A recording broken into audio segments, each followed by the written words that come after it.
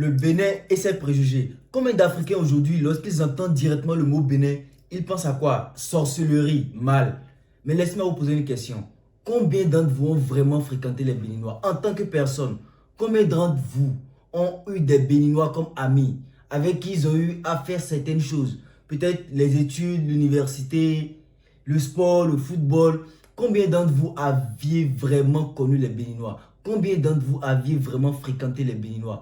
Combien d'entre vous pourriez témoigner de comment est un Béninois? Qu'est-ce qu'une personne béninoise?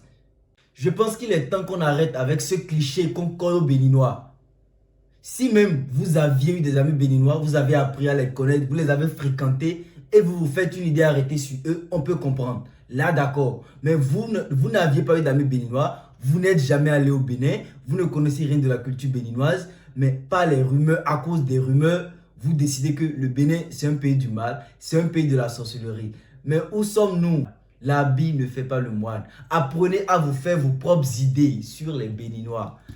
Nous en entendons parler trop. Les Béninois ci, les Béninois ça, on craint les Béninois, on fuit les Béninois. Le Béninois n'a pas voulu lâcher sa religion endogène que ses ancêtres l'ont léguée. Le Béninois a jugé bon que malgré les religions importées des Européens en Afrique, nous allons maintenir ce que nos ancêtres nous ont laissé, notre religion endogène. Quand je dis religion endogène, ça passe pour beaucoup de personnes. On se dit oui, ça c'est l'Afrique, nos ancêtres nous ont laissé des choses, c'est positif. Mais déjà quand je dis vaudou, directement l'idée change en même temps, on se dit ah ça c'est le mal, c'est la sorcellerie. Les gars, arrêtons avec ces idées-là. Il faut qu'on arrête de penser comme ça. Et laissez-moi vous dire, de la même manière où le mal existe au Bénin, le mal existe aussi dans tous les pays d'Afrique. Dans tous les pays, nous avons le bien et le mal. C'est comme ça. Vous allez trouver des gens qui sont bons, des gens qui sont mauvais. Vous allez trouver des gens de bonne foi, des gens de mauvaise foi. Il n'y a pas qu'au Bénin.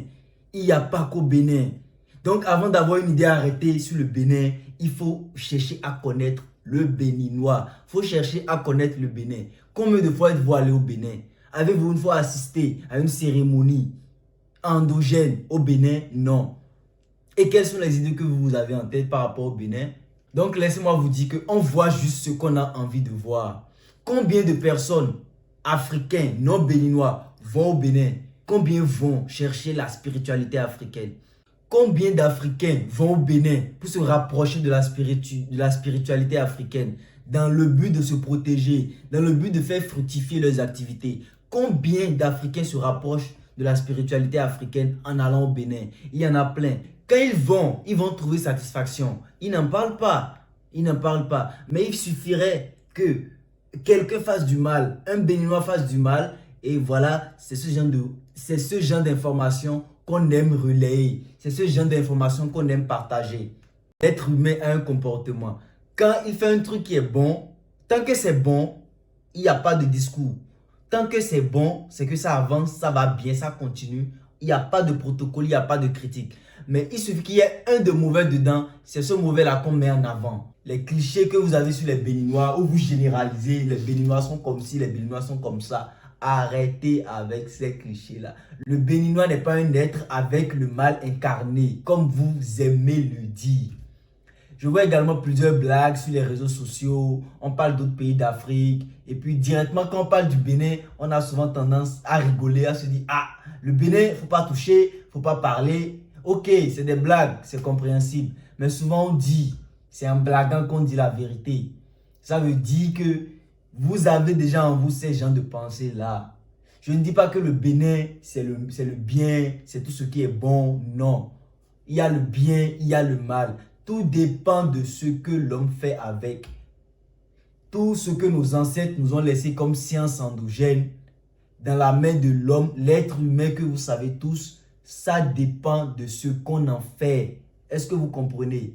Mais le Béninois, même en personne comme ça, en tout cas, tous ceux qui ont eu à connaître des Béninois, venez témoigner, dites-nous comment ils sont. Je parle de ceux qui ont connu les Béninois. Je ne parle pas de ceux qui n'ont jamais vu un Béninois, qui n'ont jamais eu un Béninois comme ami, qui ne sont jamais allés au Bénin. Je ne parle pas de ceux-là. Ceux-là qui se fient aux rumeurs de ce qu'on dit, de ce qu'on a appris. Non, je parle de ceux qui ont vraiment côtoyé les Béninois. Venez, dites-nous ce que vous en pensez.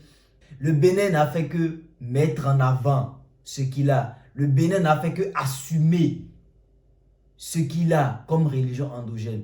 Et c'est ce que beaucoup ne comprennent pas. Je vous en prie, cherchez à comprendre, cherchez à vraiment comprendre. Rapprochez-vous, faites un tour au Bénin, pourquoi pas.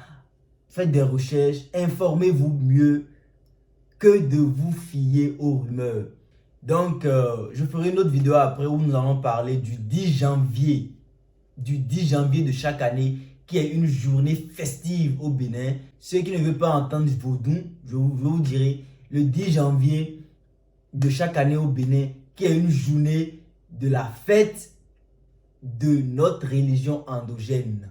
Je pense que comme ça passe mieux dans vos esprits, vous comprenez mieux et vous voyez un peu le côté positif qu'il y a dedans. Donc au Bénin, nous avons le christianisme, l'islam, le vaudou. Et toutes ces religions cohabitent pacifiquement. Le Bénin a bien conservé cette partie de sa culture malgré l'invasion des religions révélées, malgré l'invasion des religions importées en Afrique. Est-ce que vous comprenez? Et je pense que dans tous les pays d'Afrique, allez dans les villages profonds, vous allez trouver des tradis praticiens qui détiennent cette sagesse ancestrale, qui détiennent cette connaissance de nos ancêtres. Moi, je n'ai qu'une seule question à mes compatriotes africains. Avant l'arrivée des religions importées en Afrique, nos ancêtres, nos arrière-grands-parents, ils avaient quoi comme religion? Ils adoraient quoi? Le soleil, la lune, la nature, la force de la nature, la spiritualité, la connaissance des plantes, la sagesse. Réfléchissons. À défaut d'adopter ce que nos ancêtres avaient comme religion endogène, à défaut d'adopter ça, si nous décidions d'être chrétiens, musulmans, il n'y a pas de problème. Parce que c'est des religions aussi avec des principes de vie qui sont très bonnes.